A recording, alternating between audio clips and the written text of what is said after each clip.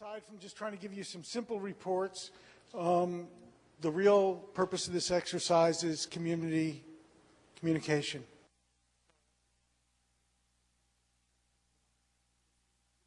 If it look boring or we don't make it through fast enough, or if there's an item that's brought up that's of interest, that's what's critical, not some stupid bunch of reports in PowerPoint. And the mic is always open. And there's one there, and Bill has one he can carry around and people can eat or whatever. Okay, steering committee report, pretty quick. What have we been spending our time on? Getting the amendments together. You'll see in the election process there's some proposed amendments to the charter. And the only amendments have been proposed by the steering committee. There were none from the community, which is okay. Most of them are just cleanups of the original charter, was a lot of startup language, stuff like that. So this is mostly cleanups. The mailing list archive frou-for-all, which I'm sure you've all heard enough of and seen enough of. The question of editing the archive. The interim PC and MLC appointments, we had to make a couple. Those were done by normal process and were dull and boring, but I think Marty, among others, had questions about them. Marty, you live in here? He's not here yet. No, Marty? He'll be in at 6:30. Plain calls him. No, he's not here. He said he'd call me when he got here. Bummer. Where's the fun? Oh well. Mailing list AUP regarding autoresponders, we had some discussion on that and have thrown it back to the mailing list committee because we felt it was too specific to a specific technology. So that's kind of back on your plate, Rob and gang. If I can just briefly to that, I would love to have a... Why don't you use a microphone doing... Presume you want to do it during the mailing list committee song? After we give our report, I'd love to have an open discussion. Right. Great. And then just the normal garbage about helping merit arrange meetings and other logistics and stuff like that. It's been a nice boring time. We like boring times. The idea that the steering committee has is being pretty minimal and staying out of micromanaging the internet. Future meetings. There's February in Toronto. The spring meeting will be in Hellevue, Washington. Some call it Bellevue. And the October meeting's in Albuquerque with Aaron. And don't ask me what that S is at the end. Charter changes, we've discussed them to death on NANOG Futures. Please read them, please vote. The steering committee, of course, thinks you should like the amendments the steering committee proposed. That's a no-brainer. The usual slide on what the mailing lists are. Come on, by now you know them all. NANOG is where you post questions about why everybody needs mailing lists, etc. So, and that's the story. The next is, unless people want to specifically beat up the steering committee, which we deserve, the next is the program committee. If Steve would care to jack in.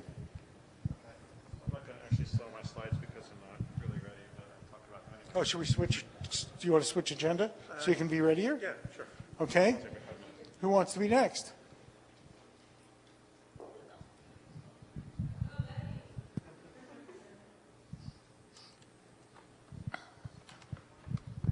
No, over here, Betty. This cord's a little short. No, this cord. That's good. I'll trip and do my usual. Oh, I set that trap purposefully.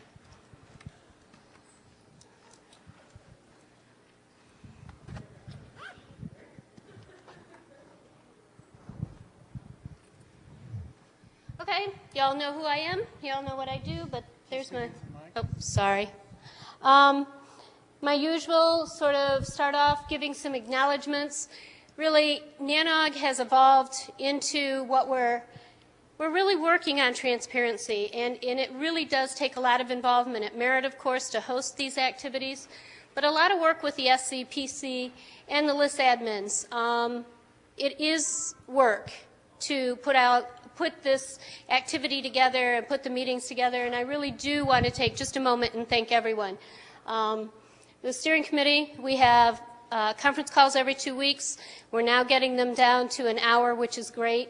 And I know that Steve has a number of program committee calls, plus just the time that the program committee members spend. It's not insignificant. And the list admins, when we started the evolution process a couple years ago, and I asked for volunteers to help us then, to today with the current list that are supporting the team members that are supporting the list, it's not insignificant. They have to read all of the email. And on behalf of Merit, I just want to thank all of our volunteers. No one gets paid. No one gets any extra waiver fees or anything else for their time. They really are volunteers on behalf of all of us. Just to give you an indication, I like to report on who from Merit is attending, who's not working. Don Welsh, our new CEO, is here. Mary McLaughlin, who is the director of our statewide regional networking activities. Janice Short, who is responsible for financial information this time, is joining us as well at the meeting. So if we have financial issues that aren't just mine, we have another person to ask questions of. Glenn Woolsey and Bert Rossi, both from our engineering staff and our regional networking folks. Back home in Ann Arbor this time, I would like to say special thank you to Brad Robertson, Jeff Tomaszewski, and Todd White. These folks did a tremendous amount of work behind the scenes, putting together the voting and registration process. I know it was a little clunky this time getting through the get your ID, get your password to register for the meeting, but it really is helping us create a database that we've all wanted to have for this organization so that we can get better reporting, and it helped us get to voting. It makes voting easier. These folks did a lot of work behind the scenes. And then clearly to mention the NANOG Merit staff on site. Some new folks, some old folks. David Gilbertson, Rick Reinecke, and Larry Blunk are doing a lot of the networking things for the meeting this time, a lot of logistics, because we host with Aaron. They've done a lot of work. Carol Wadsworth and Dawn are back doing NANOG registration and meeting logistics. They do a great job. Val is supporting Steve in the program committee and all the website information, so if you have questions, need quick turnaround on the website, Val is here doing a great job. And then Jason Russell in the back, always doing our web broadcast, doing a fantastic job. So Sue Joyner is at home this time, and she's getting to rest because the list admin team are all here doing their job. Thanks to our host here for this meeting, Savas and Washington University in St. Louis. I was telling someone a few minutes ago, it's been really great to be in an academic town again. We always have some volunteers. I'll be quick. I'm rambling. I'm sorry. I know you guys want to go. But it's been great fun. Putting these meetings together get really sort of logistic, and I don't want to call them boring, but we go through the same process. And being in an academic town and having student volunteers was really great. So thanks to all for the free help this time. Thanks to our contributors, folks who just are there that we're able to count on. Tony's doing the wireless network for us again. Dwayne isn't here in person, but we're using Dwayne's equipment. And thanks to our folks back at Internet 2, because they're doing some broadcast exchange for us back in Ann Arbor for the meeting. Sorry to report, we have no break sponsors this time. So what that means when we don't have break sponsors is we get lighter lunch snackies. But we have great beer and gear sponsors, so we'll have a great reception. And thanks to all of them. Just to give you some updates in terms of what's been happening in my life and others back at Merit, our new CEO has arrived, Don Welsh. We're all getting to know each other. Don's here. Hopefully you'll get to know him as well. He'll be making a presentation tomorrow morning in the opening remarks and staying with us throughout the meeting and joining us for some committee meeting breakfasts and lunch. As I said earlier, the big thing that we've been doing at Merit that I've been overseeing since our last meeting is trying to work with Dan and the other authors of the charter amendments to turn the charter changes into a readable format that you can vote on. So we've been taking a bunch of text and putting it into a way in which you can vote on these charter revisions. Again, as I said, dealing with the registration process, getting the SC nominations. This is our second time at voting, and I think it's really important for the community itself to engage in the process. So I've been doing a little marketing, if you will, trying to get SC nominations, which we now have. They're complete. We're in the process of receiving program committee nominations. That's still open. So as we look ahead at future meetings, it's really important for all of you to reflect and think about who you would like to represent the program committee. The nominations are open. And voting begins on Monday. If you haven't gone to the website to make sure that you're an eligible voter and that you have your password and ID, please do so before noon tomorrow. That's when voting starts. And there could be a rush if you haven't done all your homework, got all your passwords, for us to be able to respond and see what's wrong. Then, if you go to the NANOG webpage, under the info section, the slides that I've been putting together at previous meetings and the slides that I'm going to show here are on the webpage. Certainly be willing to take questions, but I think Randy and the steering committee would really rather us kind of breeze through some of these so that if you have questions, we can talk about it at the end of the meeting, or you can look at the material that's out on the website and reflect. This is just the report from NANOG 37 in San Jose. The numbers are the numbers. I think the biggest issue in terms of why we see a negative 31,000 there for the total of the meeting is that our revenue predictions were a little light. We didn't have the kind of attendance that we were hoping for in San Jose, and we had $105,000 of hotel expenses. As some of you remember from our discussions in San Jose, it took quite a bit to put together the network connections in the conference center, or the conference center there, and they just balanced the way they did.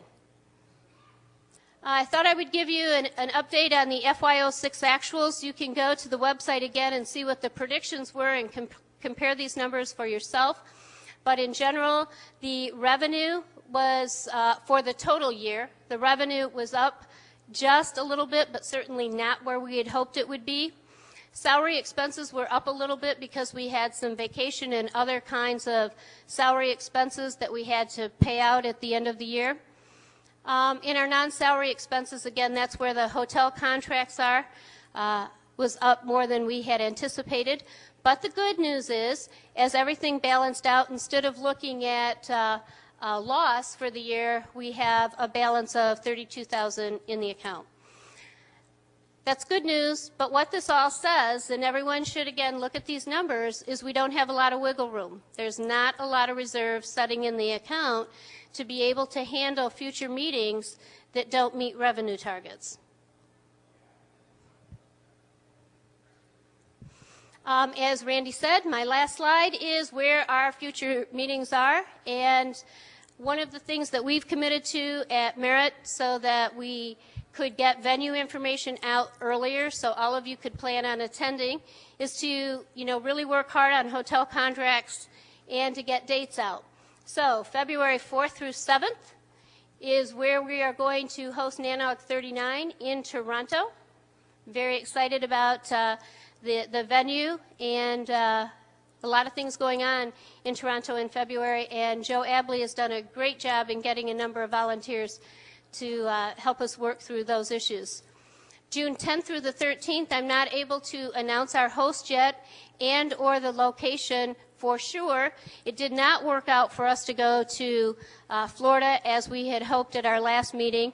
I am 95% sure this time, however, when saying we're going to Bellevue, Washington. I do not have a signed contract or a signed agreement with the host, but we're really, really close. I'm much more comfortable to say those are the dates. October 7th, 17th through the 19th. Actually, yeah, okay, that is the right year. I'm sorry. Again, our back-to-back meeting with Aaron, as Randy indicated, we are expecting to go to Albuquerque, but I have not signed the hotel contract yet, nor has our colleagues from Aaron. But Aaron has the dates up on their website, and we'll be posting ours here shortly in just a sec. So, that's my presentation, and I guess we'll take questions at the end? Or now? Well, yeah, so I have one question on that. Obviously, when you plan meetings further out in advance than historically we've been able to, right? I mean, you actually know where you're going to be more or less in 2 meetings. That gives you, more leverage on contracts and perhaps better control over costs. Yep. But how does it? I mean, is it also an obstacle in terms of handicapping the numbers for the meeting because you're trying to project that out 2 meetings when you're working on contracts versus, if you were just working on the next one? I mean, because obviously projecting the number of people that are going to attend a given meeting has historically been fairly hard, and I can't imagine that it's any easier now. Would you like to take my job, Joel? No, I'm actually asking you, does this make your job harder or easier? It's a trade-off. Yeah. It's easier to have known dates because instead of having to scramble and work really hard between meetings to get another venue lined up, it's been really tough working really hard to get 3 in a row, a lot of work right now, but that part will calm down. There's more of a risk for Carol, actually, Carol Wadsworth, who does a lot of the hotel negotiating with the contracts. So she has to be really creative and work really hard to get the room blocks and those kind of things to our advantage. So it's easier for me for venues. It's a little bit more risky and more difficult because we're signing for hotels that want merit money right now to sign up for, and we're counting on a great attendance. So the risk is we've got dates out there, which is easy, that's great. We've got room blocks committed. The risk is if we don't hit those targets. Yeah, exactly. And I sympathize with you, but yeah, I guess it's just making people aware that that is definitely a liability. It is. Thank you, Joel.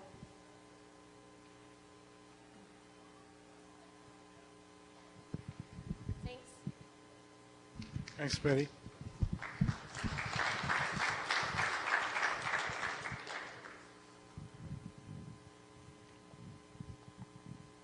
Now Steve's going to have a shot at the program committee report.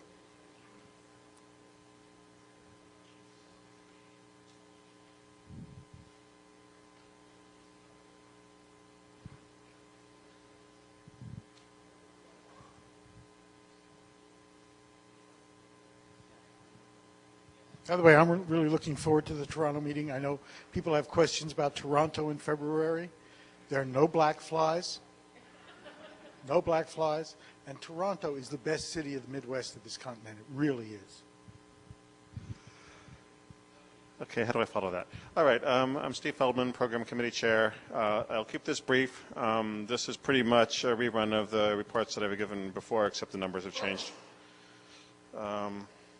As usual, all the opinions that I expressed here are mine, and all the hard work is done by the other program committee members, so we need to thank them. First thing, we have a new member on the program committee. Jen Rexford had to resign over the summer because she realized she couldn't be in too many places at the same time. So Nick Feimster has been selected as her replacement, so now he gets to discover the same thing. Nick is also from a university academic background and keeps that valuable viewpoint on the program committee. The program for this time, we had 32 submissions, which is down from the 37 we had in San Jose. Of those, we accepted 19, declined 10, declined another one because it was incomplete. I don't remember exactly why, probably no slides.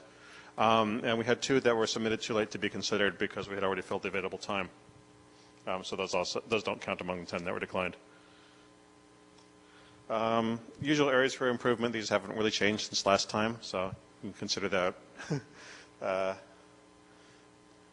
The program format this time is a bit different from the last two. We're back to the Sunday through Tuesday format because we're running this in conjunction with the EARN meeting, which has Wednesday through Friday. So as usual, we have the tutorials today, the BOFs tomorrow. One thing we're doing a bit different, I had a really good idea to try doing informal BOFs.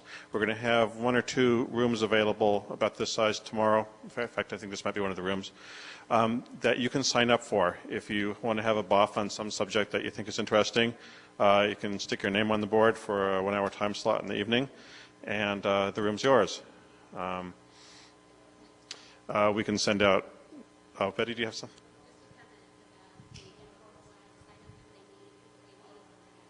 Oh, yeah, part of that is if you need a projector or anything, you need to talk to Betty, because it's not going to be here otherwise, because they don't want to babysit them. And yeah, we'll send something out on the mailing list probably to announce what the BOFs are. We haven't really thought that through too well. So the program goes through about 5 o'clock on Tuesday, as we did in the old schedule. Starting again next time, the non-EARN conjoined meetings will be back to the Monday through Wednesday schedule, because that has turned out to be reasonably popular. Lightning talks, same as last time, except we slid the schedule a day early because the meeting ends on Tuesday. So sign-ups are open now for lightning talks. Tomorrow evening, the program committee will decide which crackpot ideas you guys would most like to hear about, and they'll present Tuesday morning. Usual feedback, you can talk to us. We're wearing interestingly colored badges. Let's see, yellow or green, it says for program committee.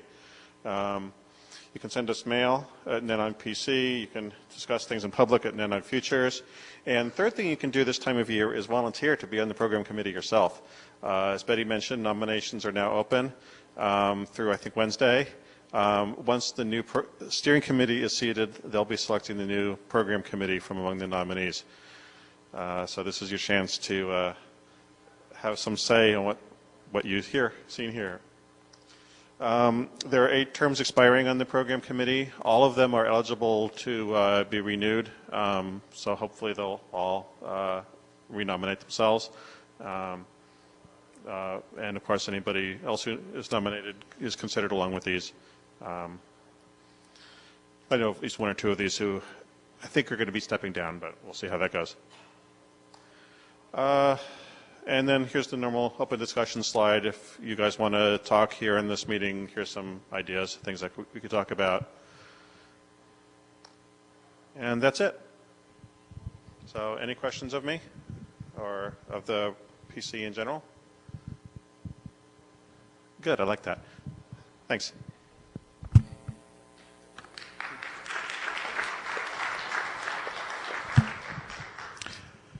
Who's giving the mailing list committee report? Chris.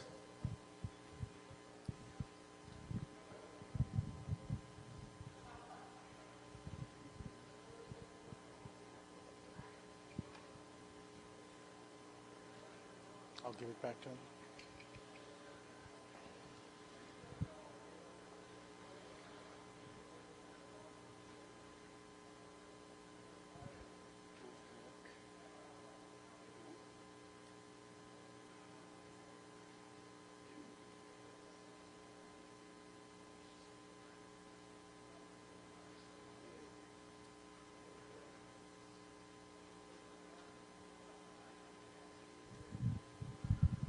Hi, I'm Chris Malater from the Mailing List Committee.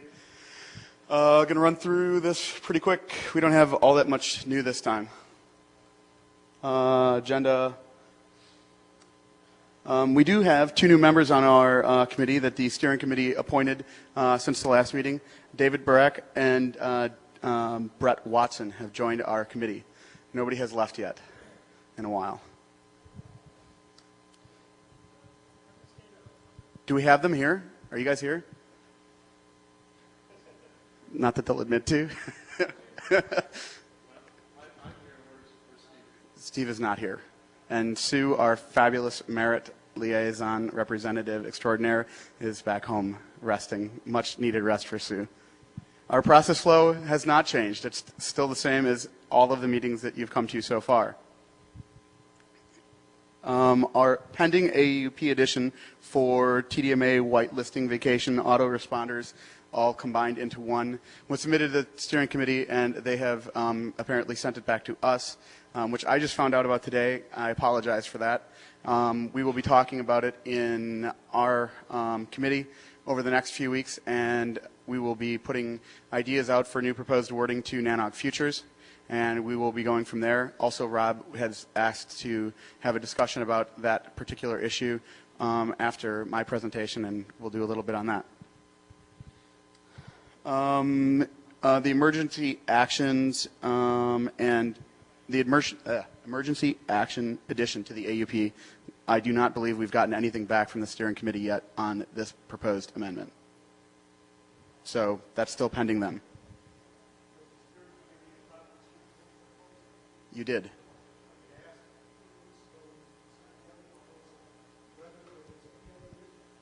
This was submitted to you in I'm telling you, we asked 3 weeks ago. And I'm telling you I sent it to you after, I don't care, I'm telling you I sent it to you after San Jose. List statistics, they're published on the NANOG website. You can see them as well, but it's a little bit down from the last meeting, but not too much of a change in terms of the number of posts nor the number of subscribers. Subscribers to the other lists are relatively static. In terms of administrative actions that we've taken, we've had, let's see, 2 warnings and 1 ban in the time frame since the last meeting, and 16 warnings and 3 bans year to date. AUP is always available on the website and has not changed yet. And in terms of how all of our actions that you saw on the slide 2 previous broke down, all of them were related to aliases and not using real names. Questions?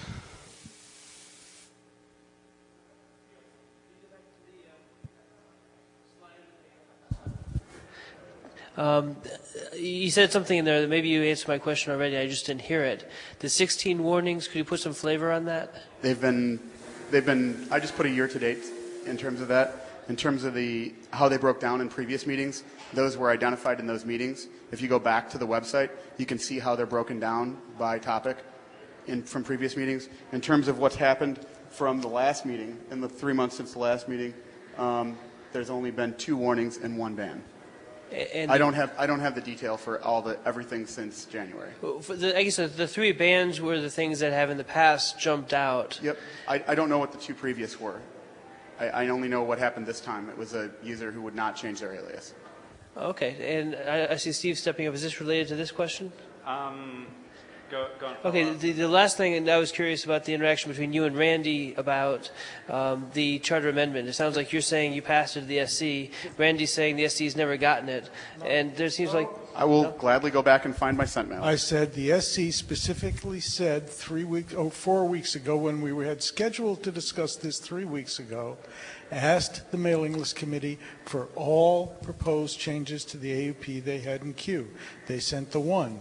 I re-asked, are there any others? There was no response other than from Rob, who seems to act as chair most of the time, that no, there were no others. The chair doesn't get invited to the meetings, but that's okay, Randy.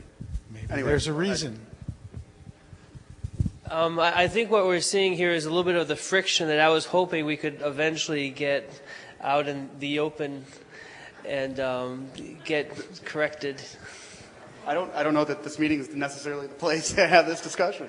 Fair point. Thank you. Next.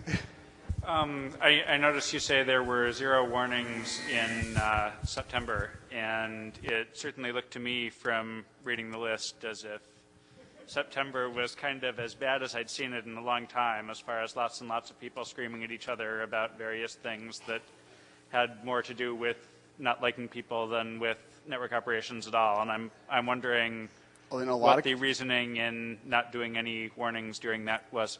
Sometimes we'll send email as individual contributors off the list suggesting that perhaps people might look at the AUP and think about it and not warn them. And a lot of times that can shape things into cutting down on that. It's when you get into a runaway on the list, it's a difficult thing to go into the year-to-date zero public threat interventions. When we have to go on the list and say this threat is now dead, please stop it. That's when we've failed in terms of working behind the scenes to make sure that people kind of calm down and come back to rationality in terms of the discussion on the list. So a lot of times there's private discussions that don't necessarily constitute a warning, but constitute a, we'd like to just chat with you about something. Yeah, just to add on to that, that's something that I've always all along felt was sort of an inadequacy in the way that we report things, which is that there's the question is when does something become a warning? And the answer is that it's when we say we're warning you, as opposed to the way that most of our mail starts out, which is, gee, we'd really appreciate it if you would look at our AUP and conduct yourself, blah, blah, blah, blah, blah, blah, blah. Right, and most of the time that takes care of the situation. Now, I'll grant you that September was a bad month, okay? And I sent some stuff out to people privately that said, look, you know, without my mailing list admin hat on, or even with my mailing list admin hat on, gee, we would really like you to be cool, right? So that often doesn't get counted. The problem is that the previous way of doing things had a certain level of convenience to it, the same way that Mussolini having the trains run on time did, you understand. Acting unilaterally and in a heavy-handed fashion is something that we try to avoid, even when the situation really tempts us to do so on a personal level. And I think I should just leave it at that, we would like some thoughts from anyone in the community who cares to stand up to the microphone and say exactly where they think we ought to get involved. Maybe we're being too laid back about it. Maybe we're not being mean enough about it. Sir. What did you learn from September? In other words, September, as Steve said, September was a pretty... Is this turned on? September's not unique. No, but September was a pretty noisy month. It's not unique. Thank you. We had a September last year, too. I think the general membership on the whole felt September was not a great month. And I'm just wondering, as the mailing list committee, you poor guys, and it's all guys, unfortunately, had the task of dealing with that. And what lessons, what would you like different? What would you like different in the AUP? What would you like different in processes? What did you learn from the members? You know, lessons learned from worst month in a while. I wish I had a good answer for you to that. Aside from personal frustration, I don't really have a good answer for lessons learned. From the inception of the mail committee, we've gone from months that have been almost as hectic as this to very quiet months. And we've gone from being very heavy-handed at first to being very laid back and to being kind of middle of the road now, maybe a little bit more towards the laid back side as the pendulum swings. There is no magic recipe to this list. There is no perfect way to deal with it. And it is arguable that we've been too laid back lately. And if the community thinks that we're too laid back lately, by all means step up to the mic and take us to task for that. Well, let's take a straw poll. That's great. I mean, I just wanted... Hold on one second before you go down that path. Straw poll of who thinks that the mailing committee has been too lax in intervening in threads lately. 1, 2. Marty's here. So predominantly not. Okay. Okay, let's go the other way. How many people think that the mailing list committee has been doing an effective job at too harsh? Yeah, too harsh. How many people think we're too harsh? Has not been too lax. Okay, so a lot of people aren't raising their hands. That's fair. Yeah. Probably about the same number. I mean, everybody who is awake and paying attention to the conversation, raise your hand, please. Okay, just making sure. Now, Joel was first.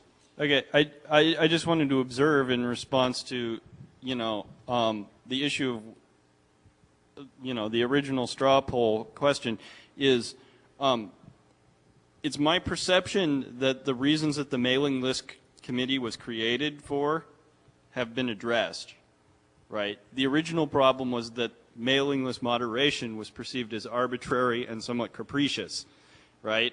And to the extent, I mean, the evidence is up there, right? We have one ban, out of the whole year, and we don't see a lot of people having major complaints about that ban, right? So 3 through the year. 3 through the year, 1 through the period. Oh, okay. Yeah, 3 for the year, 1 for the period. So I think in that respect we've succeeded, right? Now the question is, have we gone too far, I suppose? But we actually addressed the situation that the mailing list committee was created to deal with.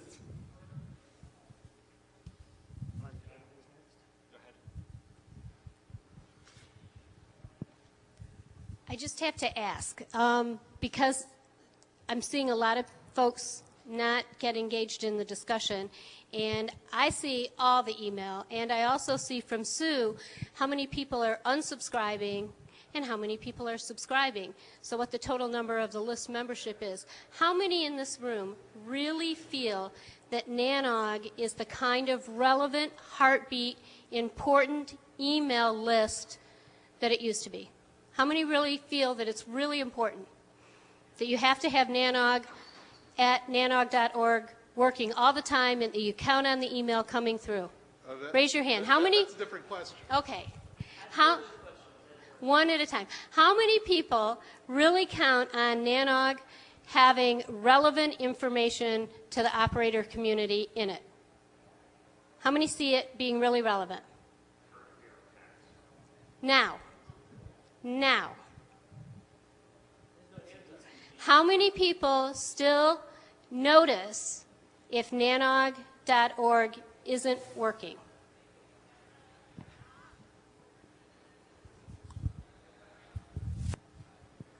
I don't think I'm going to go there. So, as everybody can probably guess from my having asked the first question, I was definitely in the camp of being at least surprised at sort of laxness of current enforcement. But having had the mailing list committee's job, I know it is a very difficult one. And one of the things that I think became fairly obvious to me when I was on the committee was that telling people to, I think one of the big problems the list has is that there's so much shouting at each other that it's very hard to get any, if somebody does say something useful, it gets lost in the noise. But at the same time, I think one of the lessons I learned from being on that committee for a while was that telling people to shut up isn't enough, because what you can do there is you can create perhaps a quieter list and less irrelevant stuff, but that doesn't cause people to start posting useful stuff. And I remember probably 8 or 9 years ago when I first joined the list, I joined it because things would happen on the network and I'd need to know about them to do my job. They would save me troubleshooting time to know that there is an outage somewhere, and that's why that's why I'm seeing whatever I'm seeing.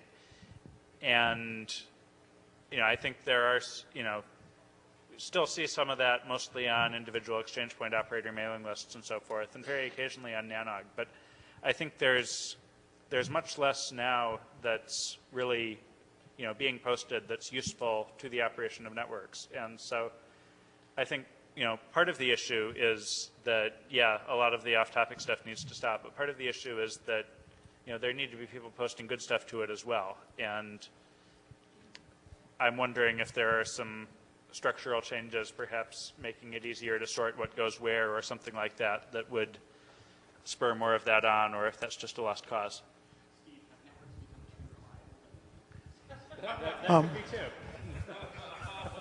I need to fess up. The SC and last meeting was San Jose. Is that where we met? Somewhere. San Jose, yeah.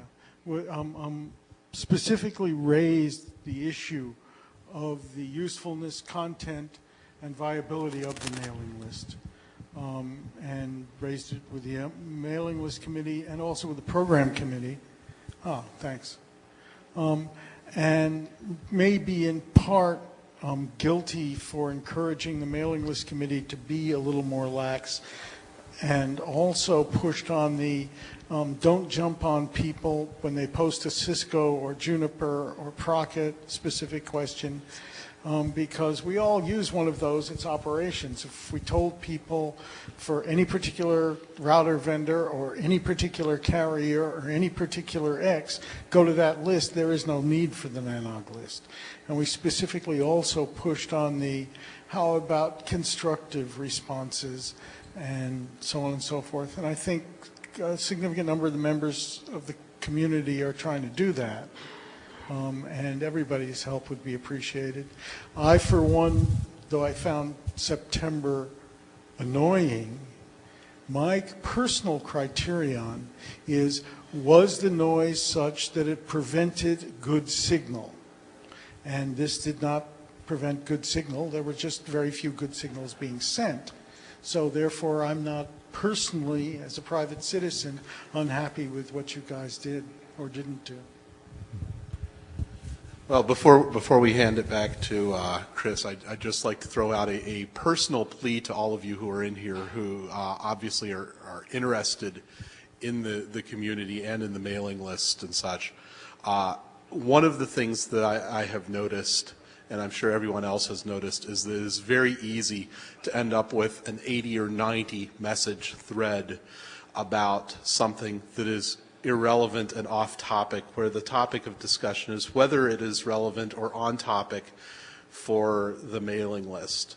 And I realize that when something annoys you, it is very tempting to jump in there and say, you know, that's really stupid. Would you please not post this on the list? And just as we on the mailing list committee have tried to restrain that first urge to reach through the X term and grab somebody by the throat, not that I have anybody in particular in mind, but I would beg everyone's indulgence in thinking twice before you hit reply to something that you know is off topic or believe is off topic because you're adding to the problem. I would like nothing more than to see 80 or 90 message long threads about problems with bind, problems with Cisco equipment, problems with a particular vendor's transmission gear having security holes in it, or what have you. It may not be perceived as on topic to everybody. One of the reasons why we have not gone after discussions about botnets, for instance, which I personally think is wandering pretty far afield, but there are people who believe that it is on topic. But there's stuff that is obviously just so far out there that nobody agrees that it's on topic, and that seems to be the things that get the biggest and longest threads on them. So I would like to ask for everybody's assistance in that. Thank you. Back to Chris. Actually, you can keep your microphone because you wanted to talk about the. Are you finished? Our report is done unless anybody else has any questions for us. One last comment was you have to realize that the mailing list committee people suffer more than anybody else. They have to read the entire mailing list. Think about that for a minute. Rob, did you want to talk about that? Yes, I do. I want to put my machine. Okay, cool. Do you have that? Do you have that proposal on? Yeah. Can you get the original proposal we had up there?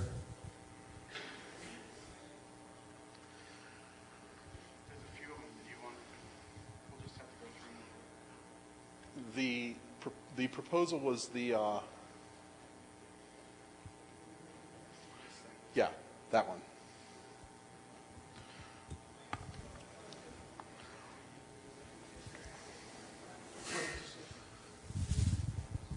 Do other people have hot issues? Because we're thinking, let this go on for half an hour, and then at most, and then devote the last half hour to the election stuff. Is that okay with people, or do people have other hot topics? Don't want to run over anybody's dog. Sorry. Gosh, that's a long AUP edition. I guess I'll have to take the blame for having written that as a proposal.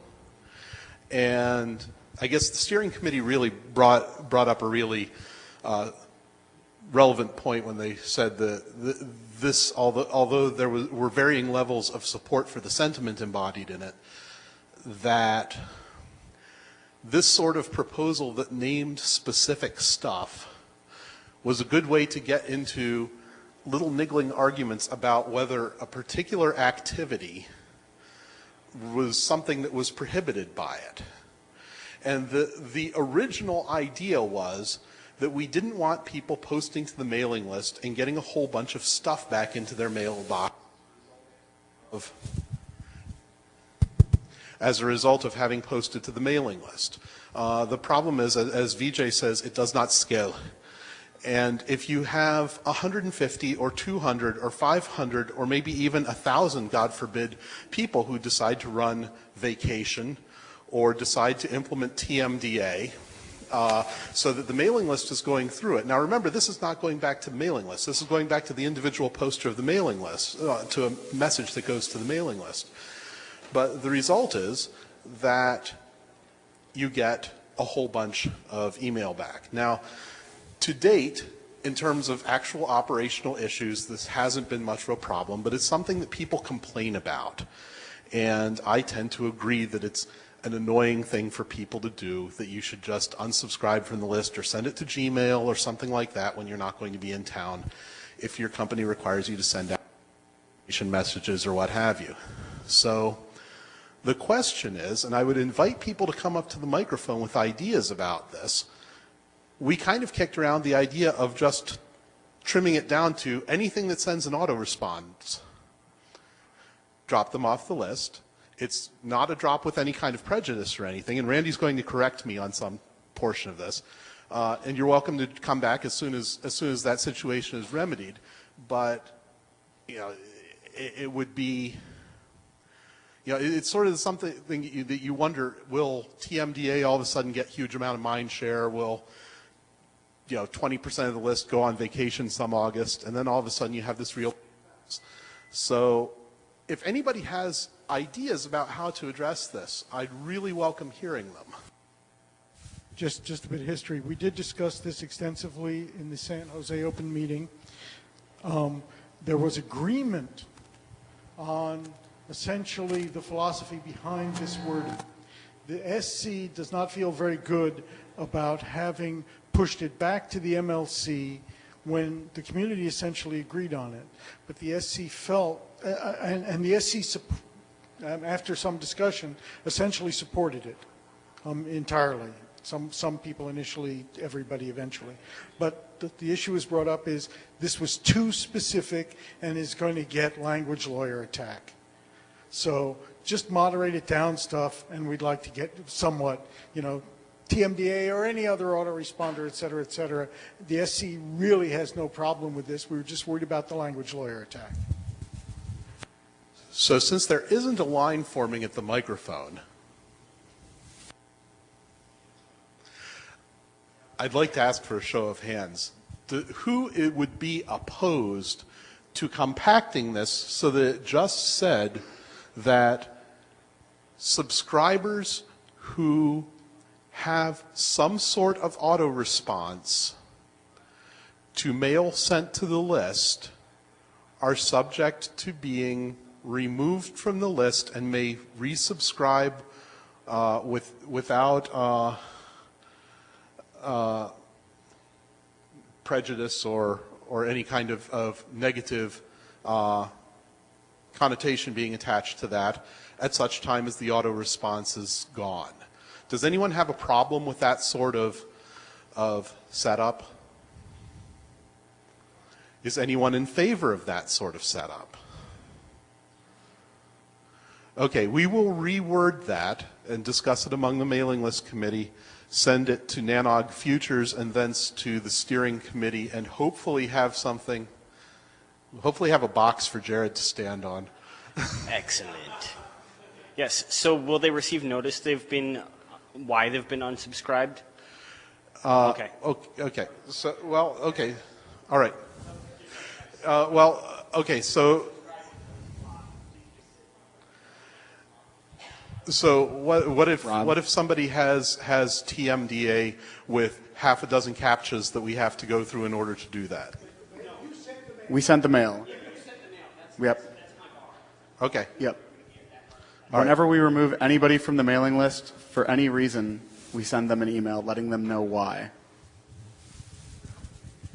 Marty.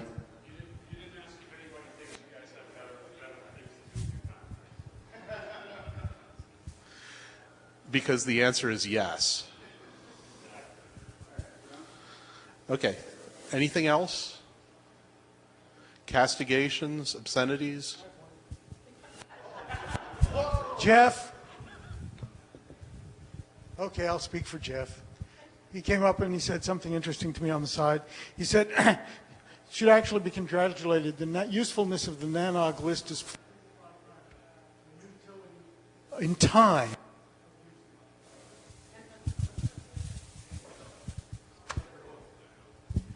Jeff clearly does not download enough pornography or wares.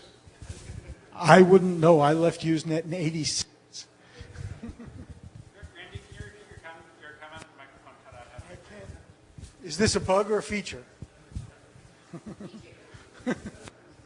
Okie doke. Next is scheduled to be, this laptop's big enough, I don't need the screen, right? Next is scheduled to be open.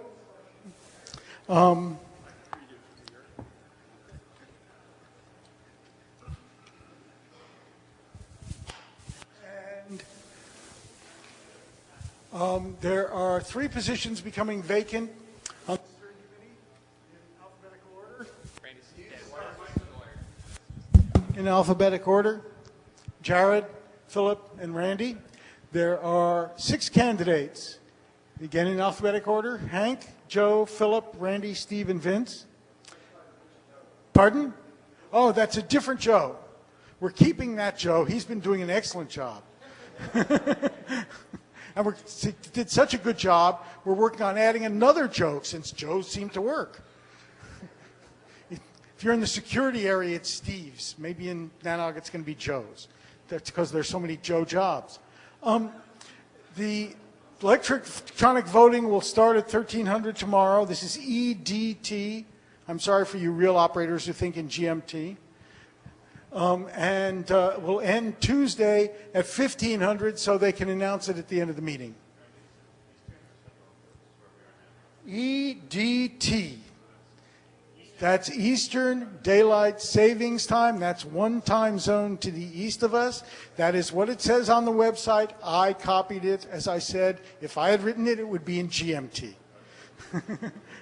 And then people would bitch at me that I didn't say UCT. But anyway, UTC. UCT. Okay, no, let's back up a little. Okie doke. Yes, ma'am. Right, we're trying to do that. Okie doke.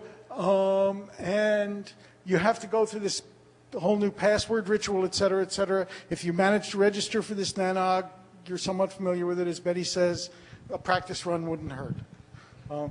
God knows they're going to get hit. I had to do it today and find out my own password, so it is hidden there. What you do is go through it and give up. Don't give it the password, and then it tells you how to get your password back. So we've all been through here before, right? I can build this highway, but I can't drive a car. Okie doke.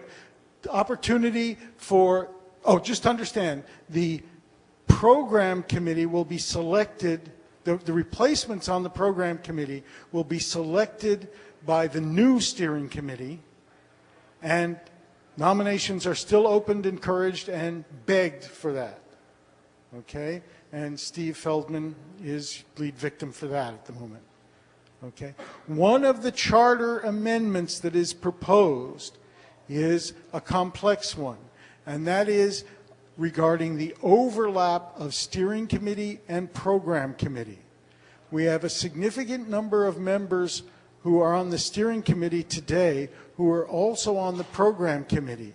So when it came time to choose the program committee, it turned out to be a very small number of people doing that. So there's a three-choice proposal on the charter. One choice is overlap is forbidden. Second choice is it's open season. Third choice is, I think, overlap cannot be more than two people. Okay? So your opinion there would be interesting and, in fact, will be the rule. So it's whichever of those gets the highest vote. The rest of the stuff's all pretty vanilla and just cleanup stuff. Would anybody who is in that second enumeration care to speak in there, or anybody else's favor or disfavor? It's open. The charter specifically says that there is time at this meeting for the candidates to speak. So they don't. Right. And I've spoken enough already. Pardon? Right.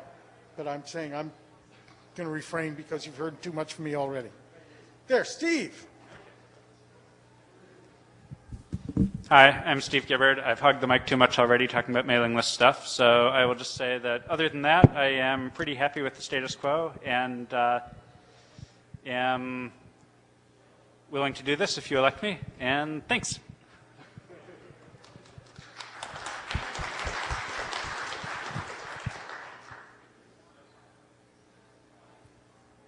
Vince, I haven't seen yet. The other Joe's hiding somewhere over there. We'll embarrass you out. Come on, Joe. All right. We'll all vote for Ren's husband. I've been doing this stuff longer than I've been married to her, so that, whatever. I'm Joe Provo. Hi.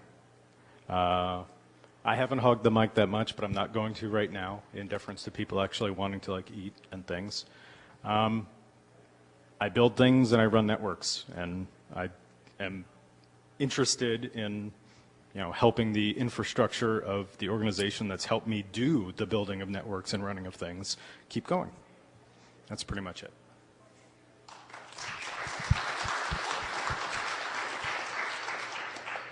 Ankus, you haven't shown, have you? No? Seeing everybody saying something, I should say something too. I'm Philip Smith. Served a year on the steering committee so far. I guess I bring an international flavor, at least a non-North American flavor to this. I've spent far too much time in apricots, sanogs, pecknogs, and goodness what other nogs. The serious part is, I do bring experience from other operations groups. I've enjoyed my year in the steering committee. If you'd like me to serve another couple of years, I'm happy to do that. If not, I'm happy for whoever else wants to do so. Thanks very much.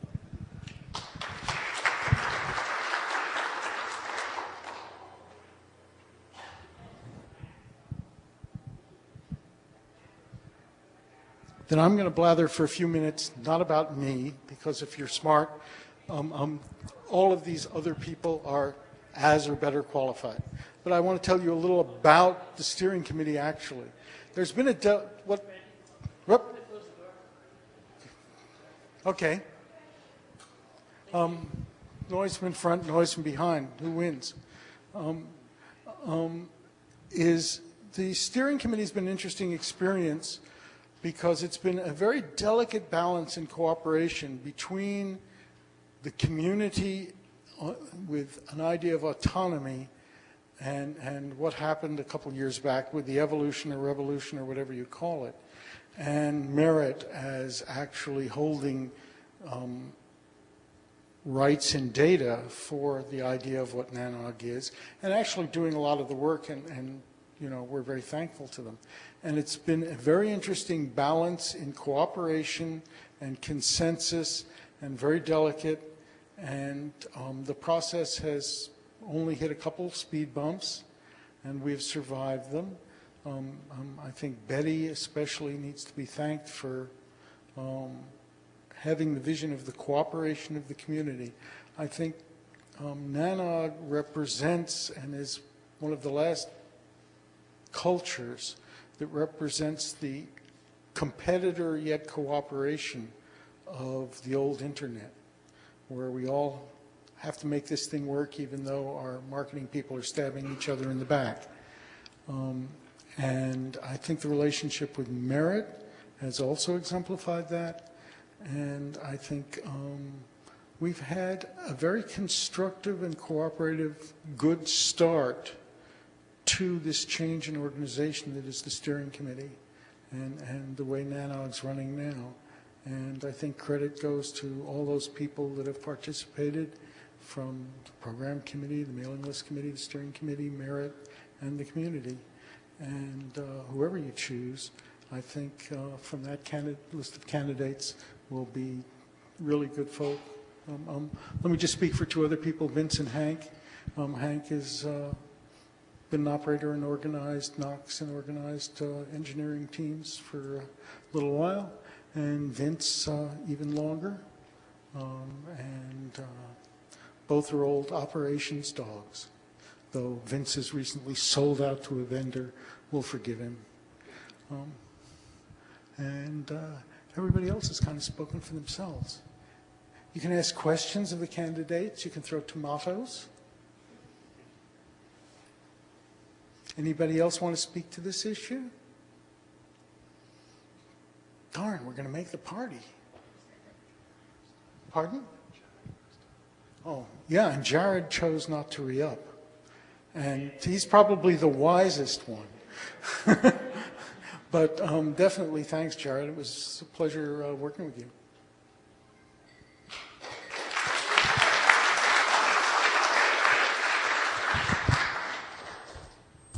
And this is the most significant question to me, which is back to just like the mailing list, what can we as a community do to make the mailing list more useful? What can we do to make these meetings more useful? Are there other media we should be using, like the wiki is starting to get some popularity, et cetera? What can we as a community, and what do you want from the victims that you've put up here on these various committees to do to make NANOG more useful? I'm sure we were all both somewhat honest and yet somewhat disappointed and wistful when almost no hands went up at the question Betty asked about, can you live without the NANOG mailing list?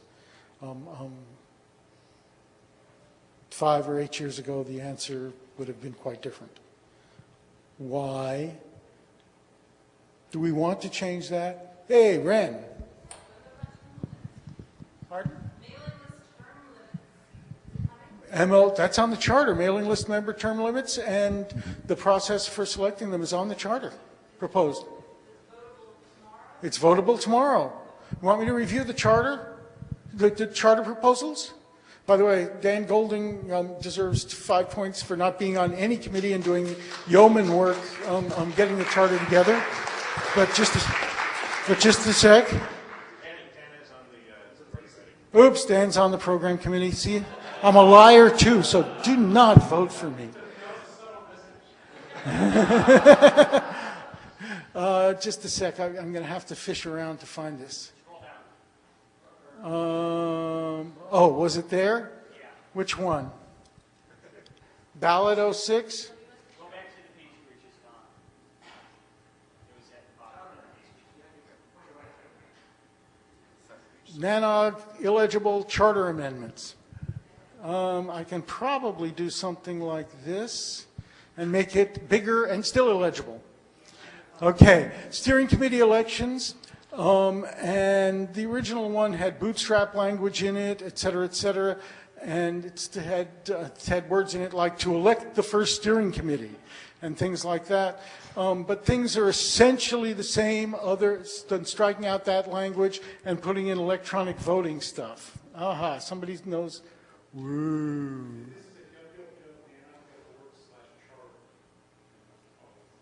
Increase control plus. That's readable. Woo, psychedelic. There we go. So cleaning up the SC election, okay, most of it's just process and also removal of, to elect the first steering committee. So it's removal of startup stuff. No real structural change that you will care about, I don't think.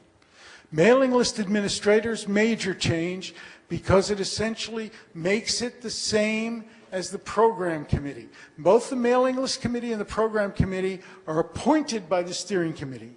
But what it says is that they're 2-year staggered terms and their term limits, et cetera, just like the program committee. The only difference, and those are just like the steering committee, except that the steering committee is elected where the other two are appointed by the steering committee. So it essentially makes them all parallel, takes out all the startup language, stuff like that.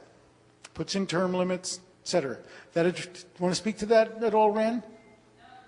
Meet your needs? Yeah, we tried to do it. We tried. We really tried. Yes, sir. It may make sense to. I was just going to say it may make sense just to articulate some of the motivating points behind that, because I think they're motivated by good reasons, not bad reasons. Indeed, it may make sense to do so. I was trying to prod Randy to get to the point that he's made before that I really agree with, and that is if there's a light at the end of the tunnel, a known termination point, then it may allow people not to get burned out knowing that they can survive just for 3 months more, just for 2 months more, just for 1 more month. And that really resonated with me, and I think this makes a lot of sense. There were two halves to it. One is when... And in those 2 days, he has 2 7:30 breakfast meetings, 2 lunch meetings, etc. So, and much whining we get from the mailing list committee that they get stuck with a breakfast meeting, by the way. And they have my sympathies, except I have a 6:30 phone call before that. But anyway, the other half of that is that, somebody feeling like they want out knows there's a natural end to the term, and also the steering committee that thinks somebody should be feeling that way has a natural end to their term with no penalty, no foul, right? So it just makes it clean and simple. So both those committees have just normal terms, term limits, et cetera, the stuff you've come to expect, love, and have too much process wrapped around. Does existing time served count towards your term limit? Yes, existing time served does count towards the term limit. So, for instance, for the steering committee people, those people who are re-apping, this will be their last term, if they're reelected. And the same thing goes to the mailing list committee, if appointed by the steering committee. It's all parallel, right? And no, you do not get extra time based on the number of messages you have to read on the mailing list. And then there's this thing I described earlier, which was the steering committee exclusivity, okay? And so you have 3 choices: prohibit overlap entirely, limit overlap to no more than 2 members, or the charter does permit dual membership. No, I won't prejudice it. Anybody want to comment on any of those? Like many things, by the way, that the steering committee's done, we kind of did the minimum we thought we could do. Steve? I'm curious to hear how the people who are currently on both the steering committee and the program committee feel about the exclusivity thing. I am not in that category. Philip is. Hey, Joe's an eloquent one, yeah. It's, I'll just turn around. That's better. Of the 2 of them, the steering committee is the more work, because there's a meeting every other, telephone meeting every 2 weeks. The steering committee, there isn't. There's 2 phone calls just before each meeting, and a bit of review of slides and things like that. So the PC is definitely less work I actually was the one who proposed that there should be no overlap between the two of them, because I just think the spirit of the original charter was such that there should be a division. And I thought that made sense, and that was the reason for having, for example, the chair of the PC sitting ex officio on the SC to give that overlap. I don't think you particularly need additional people to serve on both. I've said before that I'm quite happy to do both if I can be useful. But I think the charter is probably better served by just having one. That's my personal opinion. I think there are three or four people at the moment who are on both. Chris is on both? It's two of you, you and Chris. And from a purely personal point of view, I'd like to say that although I was a bit concerned at first, I think it's worked out really well having the two of you on both, because you both contribute much valuable work to both committees. So from my point of view, it's not been a problem at all.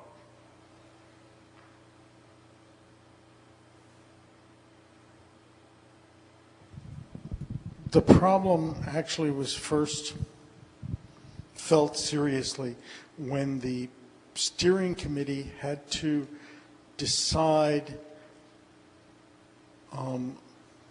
many moons ago, a year ago, on the program committee members who were also on the steering committee who wished to re-up on the program committee.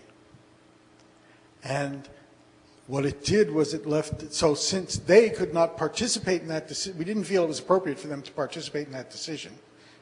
So they had to be completely left out of it. There was a separate mailing list for it, and a separate pair of phone calls, et cetera. And the problem, and actually we didn't mind that at all, and it's fine. It's just a stupid process. You go through it. The problem was that we were a little worried that what happened was we ended up with three members of the steering committee that were not in that dual position, having to make a decision for a significant portion of the program committee. And we were worried that the membership might feel that this was too small a group making that decision. And since the last speaker felt comfortable expressing his opinion, I don't care which of these. I can operate with any of them. Daniel. Yeah. A couple quick points as well. Already in the charter, there's a line between the mailing list committee and the steering committee. You can't actually serve on both. So that division is already there. And the other value that comes in when you separate the SC and the PC is there's some value in having the greatest pool of volunteers possible. In other words, having the greatest number of people in the community who wish to participate in the process be able to participate in the process. And if we keep things sort of exclusive between the SC and the PC, that maximizes the number of volunteers who can actually participate, just like keeping the mailing list committee separate. So I guess I've shown what my opinion is. So. I don't know how much of the poor communication over the last years between the mailing list committee and the steering committee might be ascribed to the lack of overlap. Because the only dual membership is actually the merit representative. And the merit people, specifically Betty in particular, or Sue, are very careful not to act strongly. So we've had, and as I said, could be none of it's due to that, could be significant, don't know. We've had great with the program committee, and some of that's due to the fact that, hey, Joe, how'd that work out? Hey, Steve, how'd that work out? One of the things that the program committee has is the chair is an ex officio member of the steering committee. Since we're standardizing the mailing list committee term limits, and we're looking at standardizing the separation requirement for the program committee. One suggestion in terms of improving communication might be to put the chair of the mailing list committee as an ex officio member of the steering committee. I would guess that the steering committee, if that's the decision that the membership makes to not have overlap, mailing list stays the same. So I would guess that it might be interesting to have the steering committee get a mailing list committee member on the ex officio steering committee. Good point.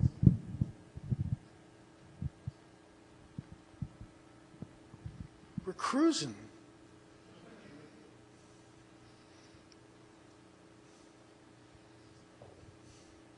Marty, fulfill your role. Come throw things.